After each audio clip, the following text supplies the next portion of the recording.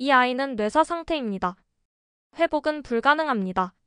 그날 프랑스 병원에서 의사가 건넨 그 한마디는 제 세상을 산산조각 냈습니다. 아이는 여전히 따뜻했어요. 심장은 뛰고 있었고 피부엔 온기가 남아 있었죠.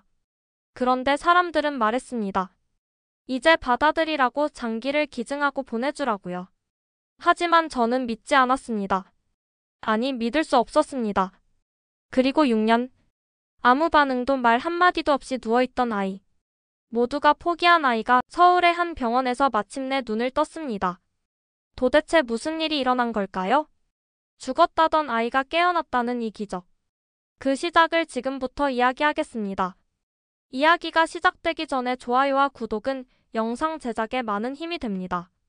아이의 뇌는 더 이상 기능하지 않습니다. 회복은 불가능합니다. 그 말을 처음 들었을 때 클레르 르노는 잠시 자신의 귀를 의심했어요. 눈앞에 앉은 의사의 입은 분명 움직이고 있었지만 그녀는 아무 말도 들리지 않았습니다. 가슴에서 무언가 무너져 내리는 듯한 감각. 그것은 공포가 아니었고 슬픔도 아니었어요. 그저 믿을 수 없다는 감정 하나가 그녀의 모든 감각을 마비시켰습니다. 프랑스 리옹 외곽의 작은 유치원. 7살 줄리앙은 그날 평소처럼 체육 수업을 받고 있었어요. 운동을 좋아하지 않았지만 유치원 친구들과 어울리는 걸 즐겼던 밝고 따뜻한 아이였죠. 체육 선생님의 말에 따르면 줄넘기를 하던 중 갑자기 눈동자가 위로 말려 올라가더니 그대로 쓰러졌다고 했습니다. 너무도 갑작스러운 일이었기에 아무도 제대로 된 대응을 할 수 없었다고 했어요. 앰뷸런스가 도착한 뒤 아이는 리옹 시내의 대학병원 중환자실로 이송되었습니다. CT와 MRI 촬영 결과 급성 뇌출혈. 정확한 원인은 찾지 못했지만 의사들은 선천적 혈관 이상이나 감염성 요인을 의심했습니다. 하지만 그것은 중요하지 않았어요. 결과는 단 하나였죠. 줄리앙의 뇌는 광범위한 출혈로 인해 기능을 잃었다는 것이었습니다. 의료진은 2차례의 뇌기능 반응 검사를 진행했고 최종적으로는 뇌사 판정을 내렸습니다. 아이를 위해서 결정하셔야 합니다. 장기 기증이 가능하다면 또 다른 생명을 살릴 수 있습니다. 그날 하얀 가운을 입은 의사가 그렇게 말했어요. 너무도 조심스러운 어조였지만 그 말은 클레르에게는 단도직입적인 칼날처럼 들렸습니다. 하지만 그녀는 고개를 저었어요. 아이는 아직 따뜻했거든요. 손끝, 발끝, 볼. 차가워지기는커녕 미열이라도 있는 듯 따뜻했어요. 기계가 아무리 뇌파가 없다고 말해도 클레르의 마음은 그렇게 받아들이지 않았습니다. 아직이에요. 이 아이는 아직 떠나지 않았습니다. 그 말은 병원 기록에 가족 거부로 장기 기증 보류라는 문장으로 남았고 클레르는 병원 측의 이해와 무언의 냉담을 동시에 받게 되었어요. 주변 사람들은 그녀를 설득하려 했고 몇몇은 뒤에서 그녀를 현실 부정자라 불렀습니다. 하지만 클레르는 꿈쩍도 하지 않았어요. 그녀에게 아들은 여전히 살아있었고 포기할 이유가 없었습니다. 병원에서의 집중 치료가 끝난 후 줄리앙은 리옹 외곽의 요양병원으로 옮겨졌습니다. 거기엔 중환자실보다는 덜 위급한 그러나 의식 없는 환자들이 모여 있었어요. 의사들은 지속적 식물인간 상태로 분류했지만 클레르는 그런 단어를 입에도 올리지 않았습니다. 매일 아침 그녀는 침대 곁에서 아이의 손을 잡고 인사했어요. 봉주르몽 앙주. 그리고 책을 읽어주었고 자신이 좋아하던 바흐나 드뷔시의 음악을 들려주었습니다. 그녀는 교사였지만 교직은 그만둘 수밖에 없었어요. 병원비를 감당하기 위해 개인 교습을 시작했고 줄리앙의 병실 옆에 노트북을 두고 수업을 진행했습니다. 그 사이사이에도 아이에게 말을 걸고 촉감을 자극하며 하루도 빠짐없이 목소리를 들려주었죠. 그녀는 믿고 있었어요. 이 모든 것이 줄리앙에게 닿고 있다고 말입니다. 그 믿음은 점점 사회적 고립으로 이어졌습니다. 남자친구는 더는 감당할 수 없다는 말을 남기고 떠났고 그녀의 부모는 처음엔 도왔지만 점차 연락이 끊겼어요. 동료 교사들은 안타까운 눈빛으로 그녀를 바라봤고 어떤 이들은 노골적으로 현실을 직시하라고 말했습니다. 줄리앙은 떠났어, 클레르. 이제 내 삶을 살아야 해. 그녀는 그 말에 조용히 고개를 저었죠. 아이가 떠난 게 아니라 오히려 자신이 이 세상에서 가장 깊은 곳으로 내려갔다고 느꼈어요. 줄리앙이 눈을 감고 잠든 그날부터 클레르의 세계는 병원 침대 곁에 반경 1m 안에만 존재했습니다. 그 외의 세상은 의미가 없었어요. 사회도 친구도 가족도. 그녀에겐 오직 아이 하나만이 전부였으니까요. 그렇게 6년이라는 시간이 흘렀습니다. 의식 없이 무반응으로 아무 변화도 없는 시간. 대부분의 사람들은 그 긴 시간 속에서 지쳐버렸겠지만 클레르는 그렇지 않았습니다. 아니, 그녀는 아이가 눈을 뜨는 상상을 멈춘 적이 없었어요. 가끔씩은 줄리앙이 꿈에서 걸어 나오는 모습을 보기도 했죠. 그럴 때마다 더 강하게 믿었습니다. 줄리앙은 아직 여기 있어요. 그리고 어느 날 아주 우연히 그녀의 시선은 인터넷 블로그에 머물게 되었어요. 서울, 뇌사 판정 번복 사례. 낯선 나라의 믿기 어려운 이야기. 하지만 클레르는 그 글을 읽으며 희미한 불빛 하나를 보았어요.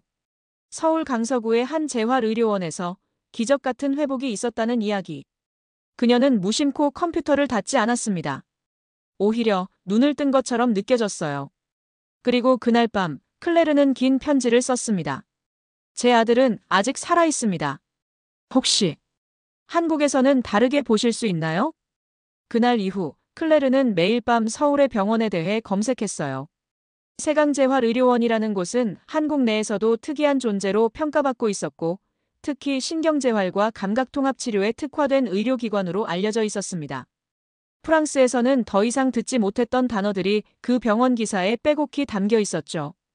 해마 반응, 감정기억회로, 감각자극 기반 치료 같은 생소하지만 희망적인 언어들이 그녀의 마음을 조금씩 두드렸습니다. 메일을 보내기까지 며칠의 시간이 필요했어요. 자신이 비합리적인 희망에 매달리는 어머니로 보일까 두려웠던 겁니다. 하지만 결국 그녀는 진심을 담아 편지를 보냈습니다. 줄리앙의 상태, 프랑스 병원의 판단, 그리고 6해 동안의 간병 기록까지 빠짐없이 정리해 보냈죠. 사진도 검사 결과도 함께 첨부했습니다. 답변은 그로부터 일주일 뒤 도착했어요. 줄리앙의 영상자료와 의무기록 검토 결과 정밀 재판독이 필요합니다. 한국 방문이 가능하다면 저희 병원에서 직접 평가해드리겠습니다. 그 한 문장을 본 순간 클레르는 몸을 떨었어요. 단순한 호의일 수도 있었지만 그녀는 그것을 기회라 믿었습니다. 그리고 결심했어요. 프랑스를 떠나 아이의 손을 잡고 한국으로 향하겠다고. 프랑스를 떠나기로 결심한 날 클레르는 짐을 싸면서도 끊임없이 자신에게 되물었어요. 6해가 넘는 시간 동안 아무런 반응이 없던 아이를 이제 와서 낯선 나라에 데려간다고 달라질 수 있을까? 하지만 그녀는 알고 있었습니다. 자신이 지금 포기하면 정말로 모든 것이 끝날 거라는 걸요. 병실에 놓인 작은 침대를 바라보며 조용히 말했어요. 줄리앙, 우리 이제 가야 해. 너한테 기회를 줄 수 있는 곳으로. 비행기는 파리에서 인천까지 12시간을 날았습니다.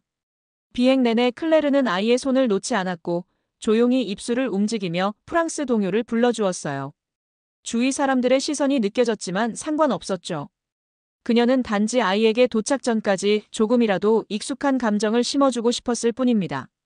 기내 안의 공기는 건조했고 그녀의 눈은 피로에 절여져 있었지만 마음만큼은 이상하게도 고요했어요. 인천공항에 내린 순간 그녀는 한 번 더 놀랐습니다. 세계 어느 공항보다도 정돈된 분위기와 빠른 입국 절차, 그리고 안내 직원들의 따뜻한 태도가 어쩐지 이방인에게 위로처럼 느껴졌어요. 환승구역도 교통 안내도 혼란스럽지 않았습니다. 세강재활의료원이 위치한 강서구까지 가는 리무진 버스에 오를 때 클레르는 잠깐 창밖을 바라보았죠. 한국의 도시는 예상보다 훨씬 더 정돈되어 있었고 거리에는 분주함 속에도 일정한 질서가 있었습니다. 세강재활의료원에 도착했을 때 그녀는 마치 종교적인 장소에 들어서는 듯한 기분을 느꼈어요. 외관은 그저 평범한 의료시설이었지만 내부는 조용했고 방문객의 발걸음조차 낮게 울렸습니다. 접수대에서 줄리앙의 이름을 말하자 간호사는 고개를 숙이며 안내했죠. 박사님이 기다리고 계십니다. 진료실 문을 열자 젊은 신경재활 전문의 유정훈 박사가 앉아 있었어요. 놀랍도록 젊은 얼굴에 신중한 눈빛을 가진 인물이었죠. 그는 긴 인사를 생략하고 곧바로 진료 자료를 펼쳐보았습니다. 클레르가 프랑스에서 가져온 MRI와 EEG 결과, 과거 뇌파 기록, 의무 기록을 한 장씩 정독하며 고개를 끄덕였어요. 그는 중간중간 설명도 없이 영상을 확대했고 특정 부위에서 멈춰 정밀하게 분석했습니다. 잠시 후 박사는 고개를 들고 말했어요. MRI를 다시 촬영하겠습니다. 고해상도 장비로 수동 판도까지 병행하겠습니다. 그의 말투는 담담했지만 그 속엔 확고한 신념이 담겨 있었죠. 클레르는 오랜만에 의료인의 말에서 가능성이라는 기운을 느꼈습니다. 그리고 그 순간부터 그녀는 아주 작고 조심스러운 기대를 품기 시작했어요. MRI 촬영은 그날 오후에 이루어졌고 이틀 뒤 박사는 다시 그녀를 불렀습니다. 진료실에 들어선 클레르에게 그는 모니터를 가리키며 조용히 말했죠. 여기 보세요. 해마 부위입니다.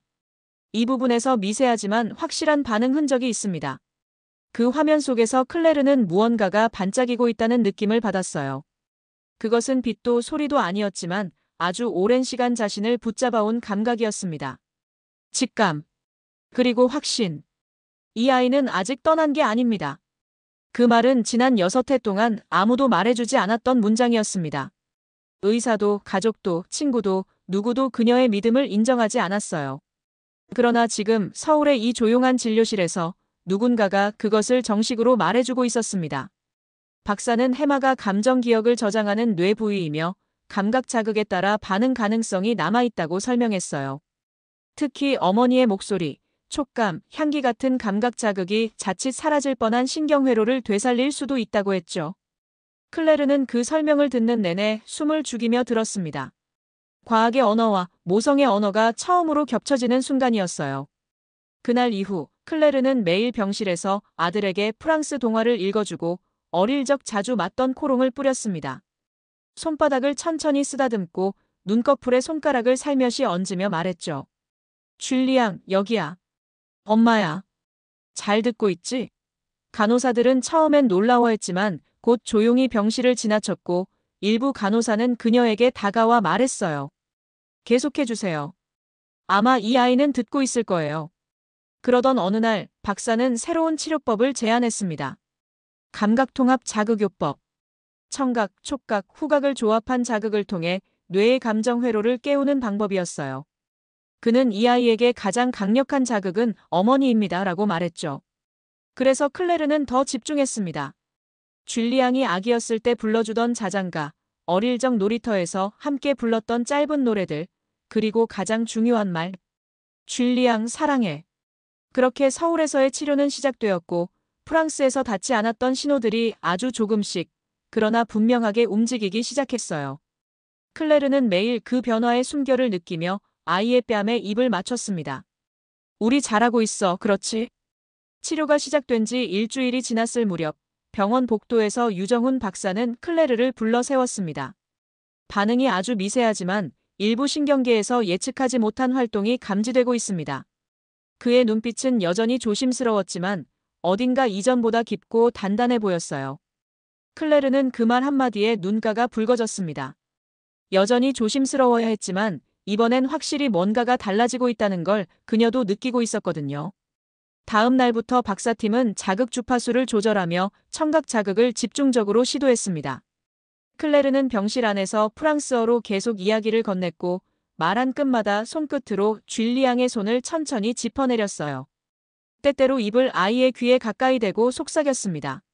줄리앙, 기억나? 엄마가 읽어주던 그 이야기. 곰 3마리 말이야. 그리고 10번째 날 아침, 기적 같은 순간이 찾아왔습니다. 그녀가 익숙한 목소리로 말했죠. 주댐, 줄리앙. 바로 그때 아이의 오른손 약지가 아주 미세하게 떨렸어요. 간호사가 먼저 그 움직임을 받고 곧바로 박사에게 보고가 올라갔습니다. 박사는 정밀 검사를 즉시 준비했고 곧 동공반사와 뇌파 활동에서도 감정 자극에 따른 반응이 관찰되기 시작했어요. 의료진 전체가 긴장 속에서 그 변화를 지켜보았고 클레르는 조용히 아이의 손을 감싸주며 속삭였습니다. 이제 시작이야, 우리 줄리앙. 감각 자극 치료가 시작된 이후 클레르는 매일 새벽같이 병원에 도착했어요. 몸은 지치고 피로가 쌓였지만 그녀의 눈빛은 점점 단단해졌습니다. 간호사들은 어느새 그녀의 행동 하나하나에 익숙해졌고 누구도 그녀의 방식을 의심하지 않았어요. 오히려 병원 안팎에선 줄리앙 병실 앞이 가장 조용하고 가장 기도에 가까운 공간이라 불렸습니다. 박사는 이 감각 자극이 뇌의 감정 회로를 열 수 있다고 설명했죠. 이성의 회복보다 감정의 흔들림이 먼저 찾아올 것이라고 했습니다. 그래서 어머니의 목소리, 향기, 손길이 치료의 핵심이었어요. 클레르는 과거 아이가 좋아했던 것들을 병실 안에 조심스레 채워갔어요. 바흐의 무반주 첼로곡, 향이 은은한 코롱, 아이가 가장 아끼던 동화책. 책을 읽으며 손끝으로 아이의 손가락을 하나씩 눌러주었고 말 한마디 끝마다 뺨을 살며시 쓰다듬었죠. 매일 같은 패턴이 반복되었지만 그녀는 단 한 번도 지루해하거나 무기력해하지 않았습니다. 때로는 아무런 반응이 없던 아이의 얼굴을 보며 슬픔이 밀려왔지만 눈물을 보이진 않았어요. 클레르는 이미 오랜 시간 자신 안에 울고 싶은 감정을 접어두는 법을 배웠습니다. 치료가 시작된 지 9번째 날 저녁, 박사는 자극 패턴을 조금 더 정교하게 조절하기로 했습니다. 청각 자극에는 리듬을 넣고 촉각 자극에는 반응 대기 시간을 조정해 더욱 직관적인 방식으로 뇌를 자극해 보기로 했습니다. 그 실험은 다음 날 오전에 바로 시행됐어요. 아침 일찍 도착한 클레르는 아이의 손을 잡고 그에게 조용히 속삭였어요. 줄리앙, 오늘은 내가 깨어날 수 있는 날일지도 몰라. 그 말에 담긴 믿음은 어쩌면 자기 최면에 가까웠지만 그녀는 그것을 의심하지 않았어요. 10번째 날, 병원은 평소보다 유난히 조용했습니다. 클레르는 침대 옆에 앉아 여느 때처럼 책을 읽고 있었어요. 이야기 속 작은 곰이 엄마 곰을 찾아 산을 오르는 장면에 도달했을 때 그녀는 책을 덮고 말했죠. 이제 엄마가 너를 부를게. 예전처럼. 그녀는 고개를 숙여 줄리앙의 귀 가까이 속삭였습니다. 줄리앙, 사랑해. 들리고 있니? 내 엄마야. 그 순간 아이의 오른손 약지가 아주 가느다랗게 떨렸어요. 너무도 미세한 움직임이었기에 그것이 실제인지 헷갈릴 법도 했습니다. 하지만 클레르는 육감적으로 알 수 있었어요. 그건 실수나 환각이 아니었습니다. 분명히 의도된 반응이었죠. 놀란 클레르는 침착하게 간호사를 호출했고 바로 의료진이 달려왔습니다. 곧 이어진 동공 반응 검사에서 명확한 변화가 확인되었어요. 평소엔 고정돼 있던 동공이 자극을 받자 미세하게 수축했다가 다시 확장되는 반응을 보였던 겁니다. 박사는 즉시 뇌파 검사와 혈류 영상 촬영을 지시했습니다. 모든 과정은 놀라움과 긴장의 연속이었고 그 결과는 누구도 예상하지 못했던 수준이었습니다. 해마와 전두엽 사이의 연결 부위에서 국소적인 신경 반응이 감지되었고 감정 기억을 담당하는 부위가 자극 후 혈류 증가를 보였어요. 박사는 정밀 분석을 마친 후 조심스럽게 말했습니다. 현재 상태는 기존 뇌사 진단과 명백히 상충됩니다. 의식의 반응이 확인되었고 환자의 상태를 중등도 저의식 상태로 재분류하겠습니다. 그 말은 곧 불가역적이라는 판정이 처음으로 뒤집힌 순간이었죠. 그러던 어느 날 오후, 박사는 클레르에게 제안했습니다. 이제 언어 자극 치료를 시도해 봅시다. 그 아이가 처음으로 배운 단어, 엄마를 부르는 그 소리를 들려주세요. 클레르는 그날따라 더 단정하게 머리를 묶고 병실로 들어갔어요. 아이의 손을 양손으로 감싼 뒤 평소보다 조금 더 떨리는 목소리로 말했습니다. 줄리앙, 나야. 내 엄마야. 기억나지? 아기 때 매일 불렀던 말. 마마. 몇 분이 흘렀고 병실 안은 고요했어요. 클레르는 계속 반복했습니다. 마마. 마마. 그리고 문득 아주 작게 울리는 듯한 소리가 들려왔습니다. 마. 마마. 그 순간 그녀는 숨을 멈췄고 눈을 떴습니다. 아이의 입술이 떨리며 분명히 소리를 냈어요. 처음 듣는 목소리였지만 클레르는 단번에 알아차렸습니다. 그건 그녀의 아들이 세상에 다시 말을 거는 소리였어요. 눈꺼풀이 약하게 떨렸고 입술은 몇 번 더 움직였죠. 마. 이번에는 더 또렷하게 짧고 떨리는 숨을 밀어낸 목소리로 아이는 말을 했어요. 간호사는 눈물을 닦으며 중얼거렸습니다. 이건 기적이에요. 진짜 기적이에요. 박사도 말없이 고개를 숙인 채 입술을 꽉 다물었고 수련의들은 손을 모은 채 울음을 참지 못했습니다. 클레르는 아이의 이마에 이마를 대며 조용히 속삭였어요. 괜찮아. 돌아와줘서 고마워. 엄마 여기 있어. 그날 세강재활의료원의 작은 병실은 더 이상 절망과 침묵의 공간이 아니었어요. 그곳은 이제 한 생명이 돌아오는 통로였고 모성이라는 가장 오래된 힘이 끝내 신경 조직을 깨운 현장이었죠. 아이의 입에서 흘러나온 단어는 단지 두 음절이었지만 그 파장은 병원 전체에 파고들었습니다. 의료진은 줄리앙의 뇌파를 다시 한번 정밀하게 측정했고 그 결과는 이전보다 훨씬 뚜렷한 신경 반응을 보여주었어요. 박사는 팀 회의를 열어 상태 판정을 수정하고 의식 회복 단계에 들어갔음을 공식화했습니다. 이 기록은 병원의 내부 시스템뿐 아니라 학술 보고서용 데이터로도 따로 저장되었어요. 간호사들은 교대 시간이 끝나도 병실 앞을 떠나지 않았습니다. 누군가는 그곳에 기도문을 붙였고 또 다른 누군가는 조용히 가족 사진을 병실 창가에 두고 갔어요. 의료진 대부분은 이 회복을 단순한 치료의 결과로 보지 않았습니다. 그것은 애초에 회복 가능성이 없다고 판단된 아이에게 닿은 인간적 신념의 힘이었습니다. 박사도 말했죠. 우리는 의학을 하고 있지만 이건 과학만으로 설명할 수 있는 일이 아닙니다. 클레르는 감사하다는 말을 하지 않았어요. 대신 그녀는 더 깊이 아이의 눈을 들여다보며 그 작은 떨림 하나하나에 집중했어요. 이제부터는 아이의 회복을 위한 다음 여정을 준비해야 했기 때문입니다. 줄리앙이 처음으로 말을 내뱉은 그날 이후 세강재활의료원 전체의 분위기는 이전과는 완전히 달라졌습니다. 사람들은 마주칠 때마다 눈인사를 건넸고 의료진들은 아이가 있는 병실 앞을 지날 때마다 조용히 숨을 고르며 걸었어요. 간호사 중 한 명은 퇴근하며 이런 말을 남겼습니다. 저 아이가 다시 말한 순간 내 안의 모든 것이 움직였어요. 그것은 단순한 치료 결과 이상의 의미를 지녔습니다. 어떤 이에게는 신념의 회복이었고 어떤 이에게는 의학이 놓친 마지막 가능성에 대한 반성이기도 했죠. 하지만 클레르는 주변의 감동과 반응에 흔들리지 않았습니다.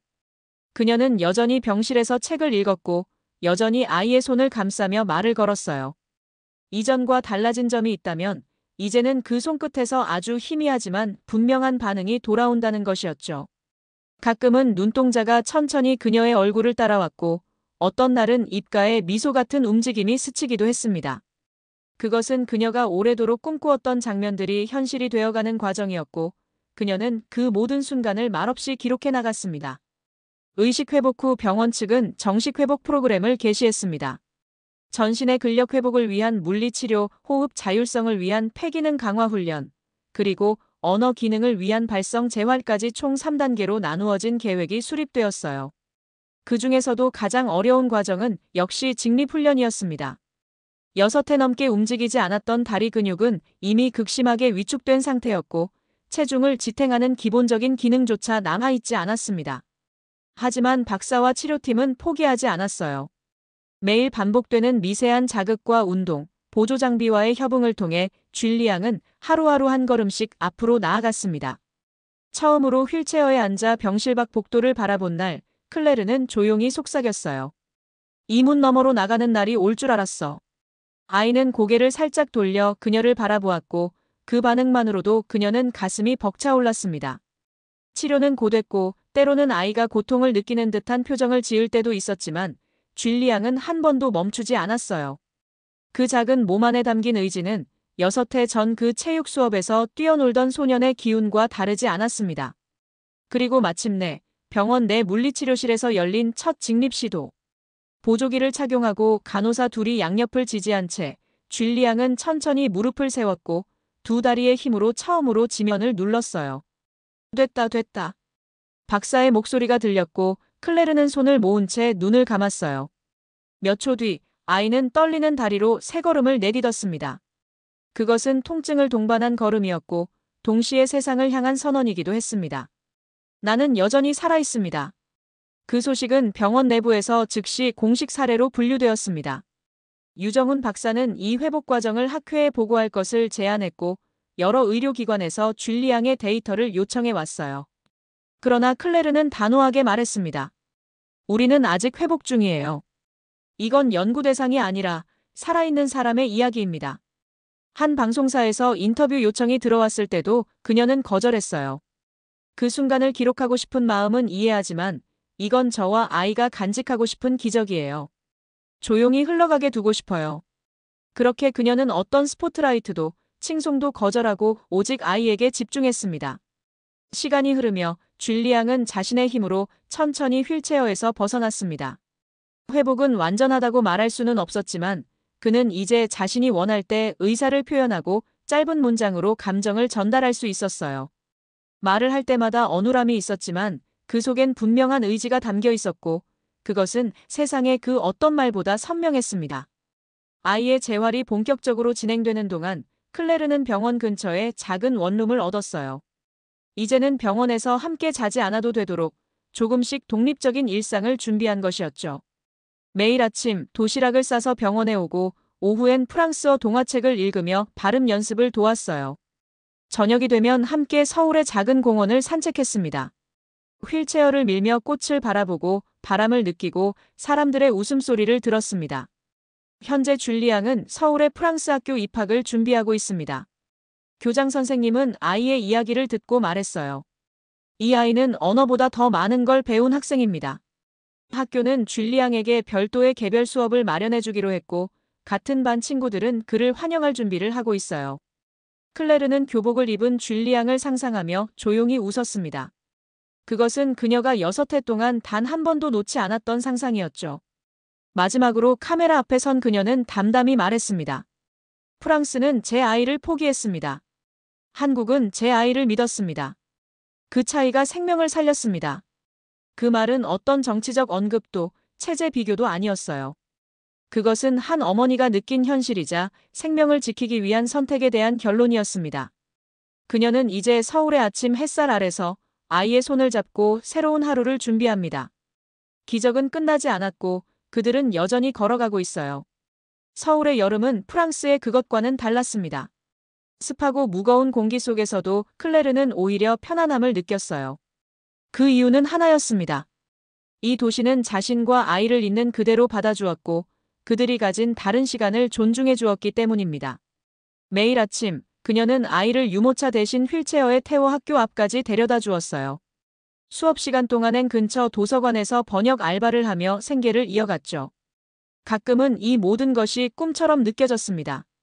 여전히 줄리 양은 몸을 완전히 회복하지 못했고 말투도 어눌했지만 그는 분명히 살아있었고 세상과 대화를 시작한 존재였어요. 클레르는 혼잣말처럼 중얼거렸습니다. 아이를 살린 건 의학이 아니라 의지를 믿어준 사회였어. 병원에서 연락이 오기도 했습니다. 사례 발표를 위한 자료 정리가 완료됐다고 했어요. 그녀는 감사의 인사를 전하고 조용히 말했습니다. 그건 당신들이 발표해도 돼요. 단, 아이의 이름은 꼭 익명으로 남겨주세요. 기적은 끝났지만 기적이 남긴 책임은 그녀가 앞으로도 지고 가야 할 몫이었기 때문입니다. 한 아이의 숨결을 포기하지 않았던 단 한 사람의 신념, 그리고 그 믿음을 알아본 또 다른 나라의 의료진. 이 이야기는 단순한 회복의 기록이 아닙니다. 죽음의 문턱 앞에서도 눈을 감지 않은 사랑과 모든 것이 끝났다고 말하는 세상 속에서도 아직입니다라고 말할 수 있는 용기의 기록입니다. 한국은 단지 치료를 한 것이 아닙니다. 그 아이의 존재를 다시 한번 인정한 나라였습니다. 줄리 양의 기적은 어쩌면 아주 조용한 질문일지도 모릅니다. 당신은 지금 어떤 가능성을 믿고 살아가고 있습니까? 이 이야기가 여러분께 작은 울림이 되었기를 진심으로 바랍니다. 다음 이야기에선 또 어떤 한국의 모습이 펼쳐질까요? 한국을 향한 여정은 계속됩니다. 구독과 좋아요 잊지 마시고요. 다음 영상에서도 세상을 뒤흔드는 또 하나의 이야기로 찾아오겠습니다. 감사합니다.